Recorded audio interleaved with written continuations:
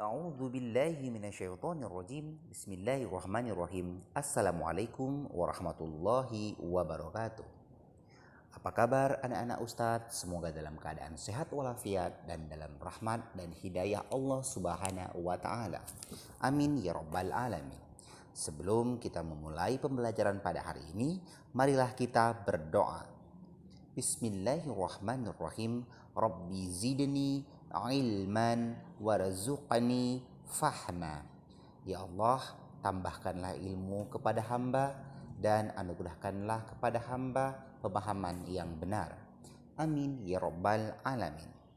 Anak-anak, pada hari ini kita akan belajar tentang syarat-syarat sholat jamaah. Pada hari ini tujuan pembelajarannya adalah yang pertama, kita akan mengetahui apa saja syarat-syarat salat jamaah. Dan yang kedua, bagaimana tata tertib salat jamaah. Dan yang ketiga, kapankah diperbolehkan menjamak salat. Baik, langsung saja. Yang pertama kita akan membahas syarat-syarat salat jamaah. Yang pertama, berniat. Nah, berniat di dalam hati untuk salat jamaah takdim. Niat salat jamaah tidak dilafalkan dengan lisan, karena hal itu tidak pernah dicontohkan oleh Rasulullah Shallallahu Alaihi Wasallam. Dan yang kedua, berturut-turut, yaitu setelah mengerjakan sholat fardu yang pertama, langsung dilanjutkan dengan sholat fardu berikutnya. Dan yang ketiga, tertib, yaitu mendahulukan sholat sesuai dengan urutannya. Misalnya, mengerjakan sholat maghrib terlebih dahulu sebelum mengerjakan sholat isya. Selanjutnya, syarat sholat jamaah takhir. Nah, yang pertama, berniat. Berniat di dalam hati sejak waktu sholat yang pertama. Misalnya, seseorang ingin mengerjakan sholat zuhur dan sholat asar dengan jamaah takhir. Maka, pada waktu zuhur, hendaknya dia berniat akan melakukan jamaah takhir di waktu asar. Dan yang kedua, masih berada di perjalanan hingga akhir waktu sholat yang kedua.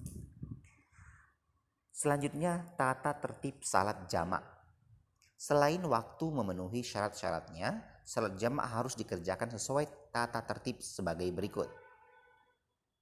Yang pertama, salat jamaah yang dilakukan secara berjamaah hendaknya dimulai dengan azan dan iqamah. Yang kedua, sebaiknya jeda waktu antara dua sholat yang dijamak tidak terlalu lama. Misalnya, setelah mengerjakan sholat zuhur, sebaiknya segera mengerjakan sholat asar. Dan yang ketiga, sesuai dengan urutan waktu salat. Pengerjaan sholat zuhur dan maghrib selalu didahulukan, baik pada jamak takdim maupun jamak takhir. Tidak boleh mengerjakan sholat asar terlebih dahulu, lalu mengerjakan sholat zuhur. Atau mengerjakan sholat isya terlebih dahulu, lalu mengerjakan sholat maghrib. Dan yang ketiga, kita akan membahas kapankah diperbolehkan menjamak sholat. Baik, yang pertama, ketika sedang melakukan safar atau perjalanan jauh. Dan yang kedua, ketika berada di Arafah dan Muzdalifah, yaitu pada saat menunaikan ibadah haji. Dan yang ketiga, tak kala sedang mengalami sakit. Dan yang keempat, ketika ada kebutuhan dan urusan yang sangat mendesak. Dan yang kelima, ketika hujan yang sangat deras. Misalnya, ketika selesai sholat maghrib berjamaah di masjid, ditakutkan ketika sholat isya akan terjadi hujan lebat dan tidak memungkinkan kembali salat berjamaah di masjid. Baik anak-anak, demikianlah materi ini. Dan jangan lupa ya dibuat ringkasannya. Dan Ustadz tunggu untuk tugas yang sangat mudah pada halaman 9, yaitu mencentang pernyataan yang benar dan menyilang pernyataan yang salah. Barakallahu fikum, semoga bermanfaat. Jangan lupa anak-anak semua, di materi tersebut dibaca dan dipahami serta dihafal ya, untuk lebih memahaminya. Maka kerjakanlah tugas yang tadi sudah Ustadz berikan.